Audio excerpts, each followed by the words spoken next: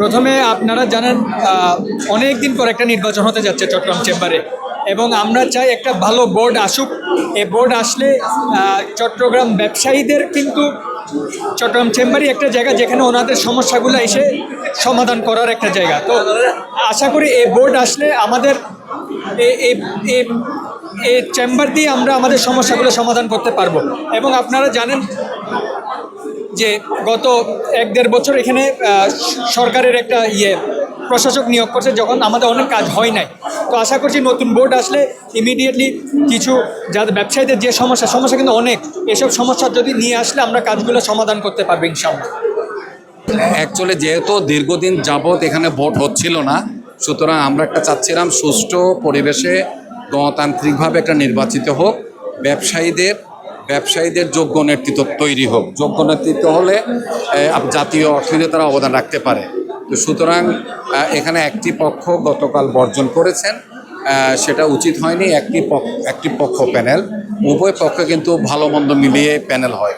যদি দুই পক্ষেরই ভালো প্রার্থীগুলি আসতেন তাহলে জিনিসটা আরও ভালো হতো, আরও তারা খুব ভালো একটা টিম হতো এবং জাতীয় অর্থনীতিতে অবদান রাখতে পারতেন। নির্বাচন তো শেষ পর্যায়ে, নির্বাচন নিয়ে প্রত্যাশা হচ্ছে আমরা জয় আশা করি।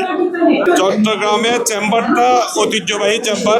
এতদিন পর্যন্ত ব্যবসায়ীদের কাজ হয় নাই বললে চলে। 2 বছর তো ছিল প্রশাসক, উনি ব্যবসায়ীদের কী কাজ করবে। তার আগে কিভাবে চেম্বার চলছে আপনারা জানেন। ইনশাল্লাহ এখন ব্যবসায়ীদের নিয়ে আজকে যে নির্বাচন হচ্ছে, ব্যবসায়ীরা নির্বাচিত করবে।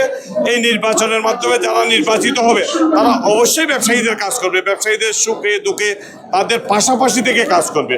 ব্যবসা যে কোনো ব্যবসায়ী ছোট হোক আর বড় হোক, তাদের সামনেও থাকবো না পিছনেও থাকবো না, আমরা তাদের সাথে থেকে কাজ করবো ইনশাল্লাহ। তাদের সুখ দুঃখগুলো আমরা দেখবো। সবাইকে ধন্যবাদ। আমি বলি যে বাংলাদেশে কিন্তু এই নির্বাচনটা যেভাবে হচ্ছে এটা আমাদের কিন্তু উন্মুক্ত, অন্ততপক্ষে বাংলাদেশের রাজনৈতিক বাদ দিয়ে এটা উদ্যোগ থাকা উচিত ছিল। এই নির্বাচনটা যদি আমরা জনগণের বা ভোটারদের অধিকার নিয়ে চেম্বারটা করা হতো, চট্টগ্রাম রাজধানী এবং বাংলাদেশ আরও ভালো থাকতো, আরও গতিশীল হতো ব্যবসা বাণিজ্যে, এবং ভালো লোকগুলো আসতো, নেতৃত্বে দেওয়ার ভালো লোক আসার আমরা অপেক্ষায় ছিলাম। আমরা বলি এটা আমাদের মোটামুটি সুফল যাচ্ছে, সুফলের দিকে যাচ্ছে।